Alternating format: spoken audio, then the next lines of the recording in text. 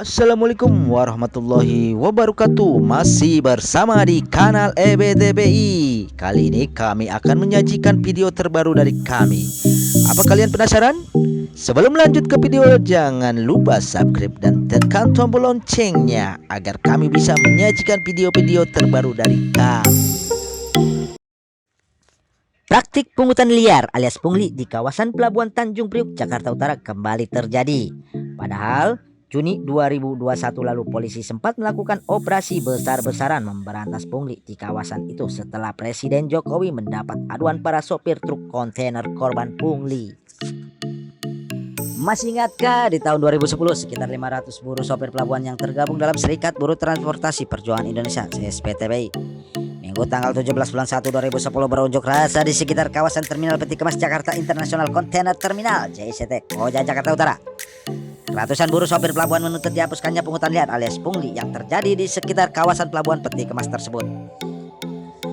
Mereka juga menuntut diberikannya fasilitas yang memadai dan manusiawi kepada para buruh sopir yang beroperasi di sekitar JICT. Dalam aksi mereka, ratusan buruh berseragam merah itu melakukan long march di sekitar kawasan tersebut untuk menyampaikan tuntutan mereka secara khusus kepada pihak pengelola pelabuhan dan secara umum kepada pemerintah.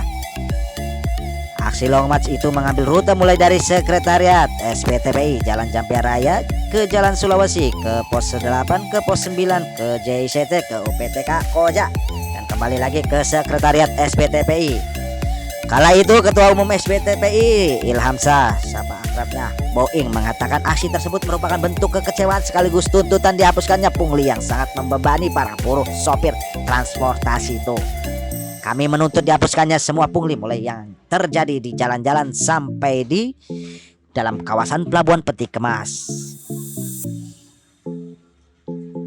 Di sela-sela jalan aksi, ia mengeluhkan banyaknya pungli semakin menambah beban buruh sopir yang selama ini sudah sangat minim kesejahteraannya. Ketum Boeng menjelaskan berbagai pungli biasa diminta dari sopir mulai dari jalan raya hingga di dalam pelabuhan. Di dalam terminal Pelabuhan Peti Kemas, lanjutnya sopir bisa dikenai hingga lebih dari 6 macam pungutan ilegal. Padahal semestinya buruh sopir itu hanya dikenai sekali pajak pada saat masuk pelabuhan sebesar para supir setidaknya harus mengeluarkan minimal 30.000 untuk pungli. Belum lagi pungli di jalan-jalan oleh del-del AJ dan polisi patroli.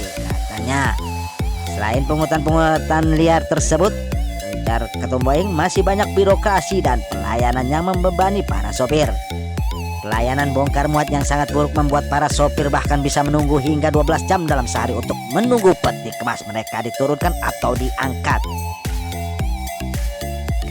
Dalam rentang waktu selama itu juga tidak ada fasilitas yang manusiawi bagi kami, ungkapnya.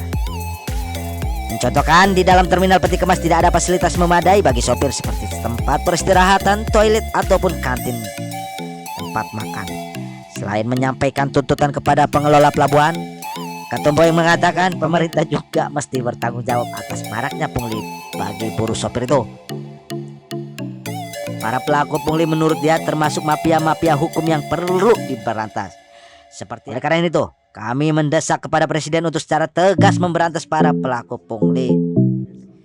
Seperti yang ditargetkan dalam program 100 hari. Jika tidak ada respon yang cepat nyata dari pemerintah, ungkap Ketum, para buruh sopir akan melakukan aksi massa yang lebih besar lagi. Kami akan turun ke jalan dan melakukan aksi mogok besar-besaran.